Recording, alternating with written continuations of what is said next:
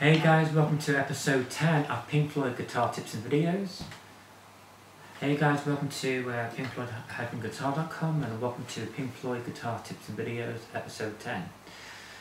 This week I shall show you how to play the Comfortably Numb first solo, taking into account what we have learned, which such as the B minor pentatonic scale. And this song would actually be based upon what we have learned in that scale, B minor pentatonic, and we should go ahead now and take a look how to play that first solo for you. Right, okay, let me go ahead and play the solo for you and show you how it's done, and then I shall break it down for you and tell you exactly what I am doing, okay.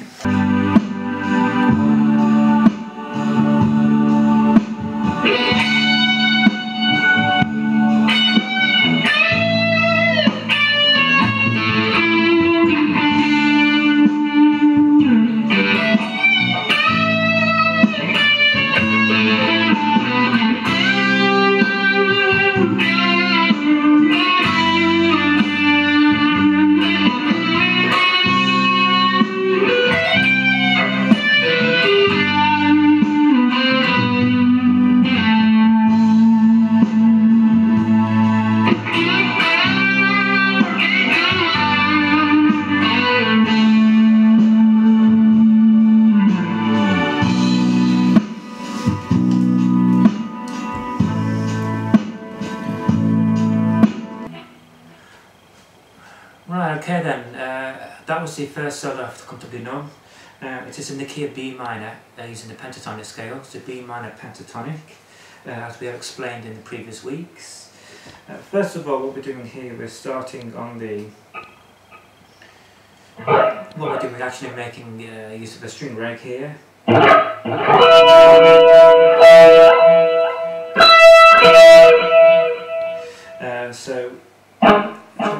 We're actually palm muting the strings that we don't want, and we're sounding the top being E strings.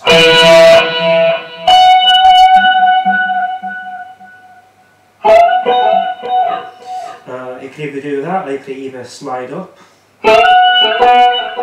So you can either start from you can even start from the 10th fret here. I didn't do that. I just did a string rake and then sounded the top two strings and then played from here, the 12th position, but you can actually start from the 10th position and slide up. Like that.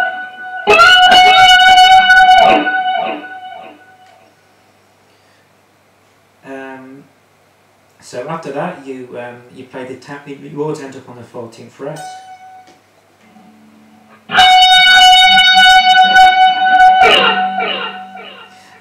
You then bend, perform a full bend of the 14th frets, bend and release.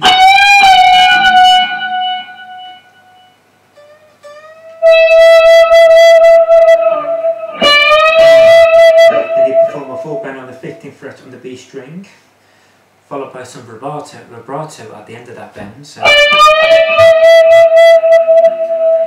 then you release the bend. Pull off onto the 14th,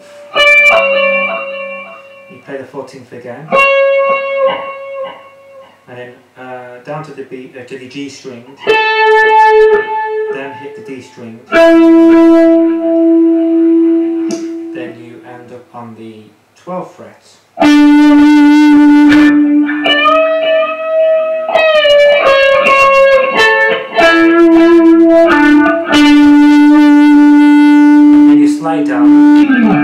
Slide and release, and then you perform the same bit again. You perform the string rake, down strum and up strum string rake. So you silence the strings with your palm of your picking hand.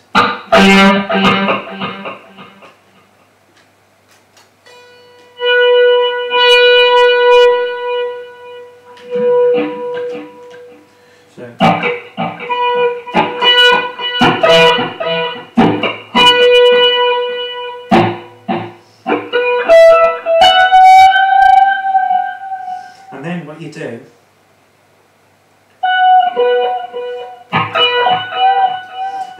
perform a bend and release on the 14th fret on the highest E string. The same as before, exactly the same as before. Again, you bend on the B string, full bend, 15th fret B string, release, pull off to the 14th, then onto the G string, and then followed by the D string. This time you're going to go all the way down, so 12 frets.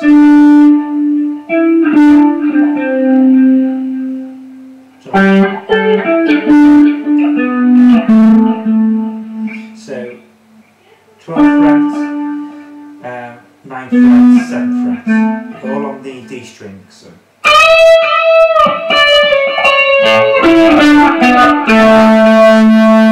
Then next you're going to perform a full bend on the G string, 9 frets, followed by some vibrato. Now this next bend is actually a bit tricky because you got to get the sound to you're gonna make it sound quite nice, which is something like. So it's going back to last week's bends again that we showed last episode. You're gonna perform a full bend, and then you're gonna perform a one, and then you're gonna, after that full bend, you're gonna bend another semitone.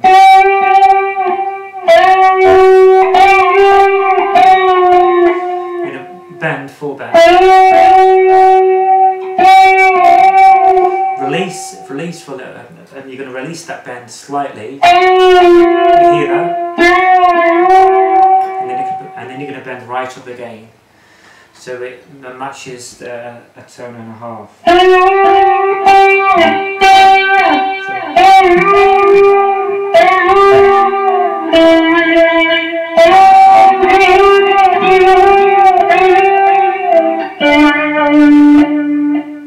And then after that you release onto the 7th fret, then you slide from the 9th fret all the way to the 10th fret, to the 11th fret. Then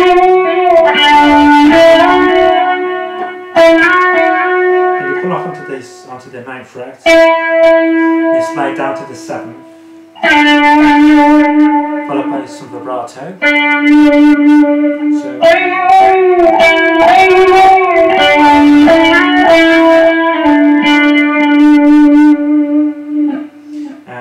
and next you are going to perform this bit.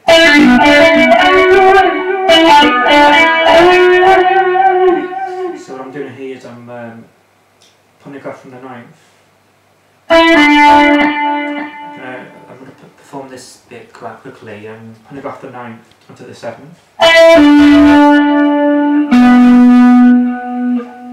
Then hitting the D string on the 9th fret.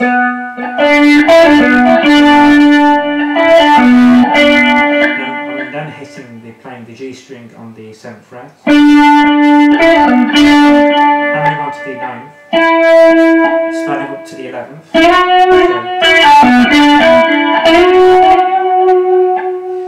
And then I'm going to perform a bend on the 11th frets. This bend, you're going to perform this bend slowly, not but you're going to perform it.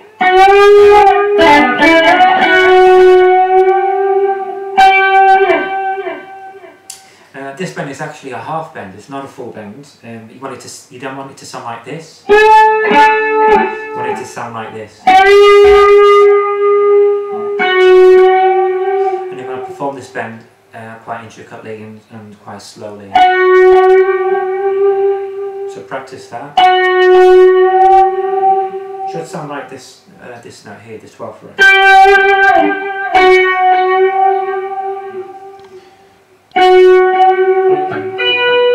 And what I do next is there's a few different ways of doing it. Gilmour does it differently. But you don't have to play this solo exactly the same as everyone else. That's what makes it beautiful, sound beautiful, is when you improvise your own sort of method. I perform a string rake.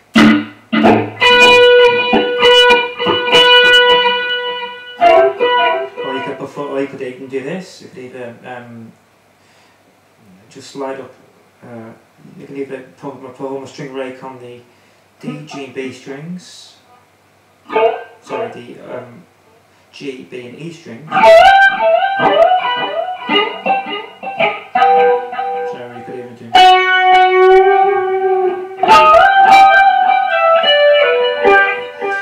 What I do, I tap the strings, and then I play the 12th fret on the B string, and then after that you play the 15th fret on the E, highest E string. You then play the 14th fret on the same string.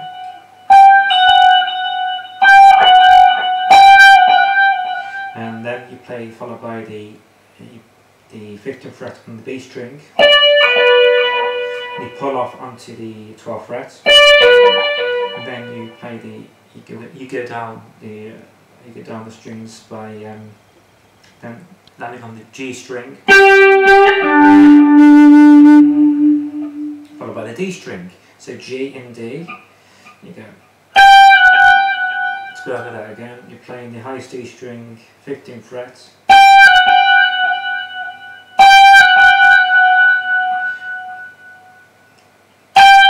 And then same again on the B string. Sorry. What you're going to be doing, you're going to be performing, playing the 15th fret on the high E string. So,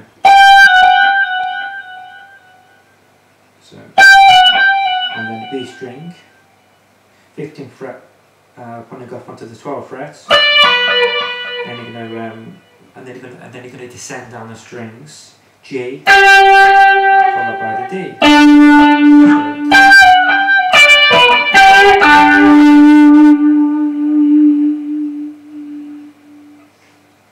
Followed by some vibrato if you like.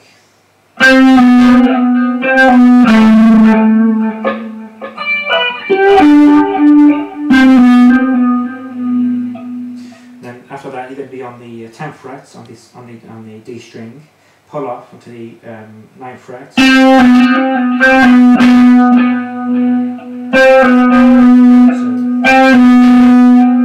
then you play the 10th fret again. Pull off onto the 9th fret again. So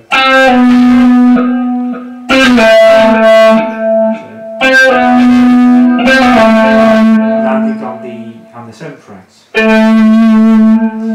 Right, okay, to finish off then, you're going to perform a series of bends on the 9th fret on the G strings. So let me show you.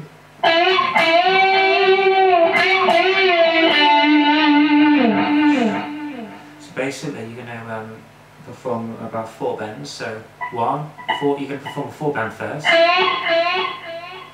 and then the second bend you're going to hold the bends, followed by some vibrato. So that bend you're going to be holding that for about 2 seconds.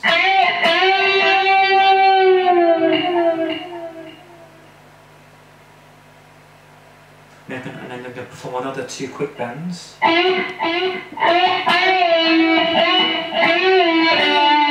So, first part is, second part is,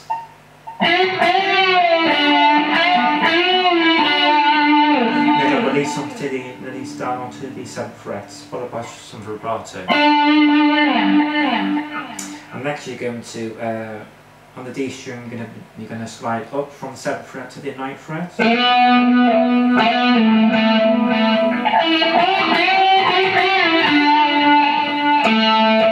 you're going to start on the 7th fret, slide back down again to the 7th fret, and then you're going to hit that note.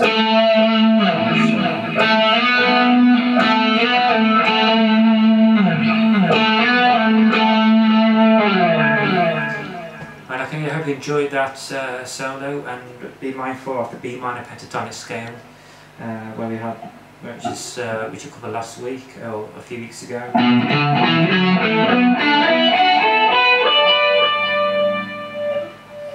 So as you can see, the actual solo was performed on that B minor pentatonic scale, and we also have the second pattern And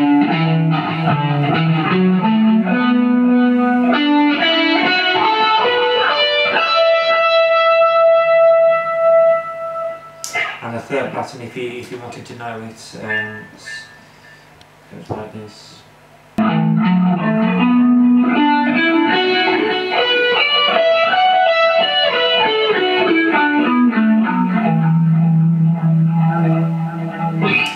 So those are the actual three patterns that we actually had used. The first three patterns of the B minor pentatonic scale. That's the first Come to the Numb solo is actually based upon those three patterns. So the first two that I showed you've actually covered in the previous episode, but the third one is a new one for you. So make sure that, see if you can remember, remember what I just played for you. Try and play that pattern, and that completes the basis of the solo for you. Okay, I shall see you not next week, but the week after for episode 11. Thank you.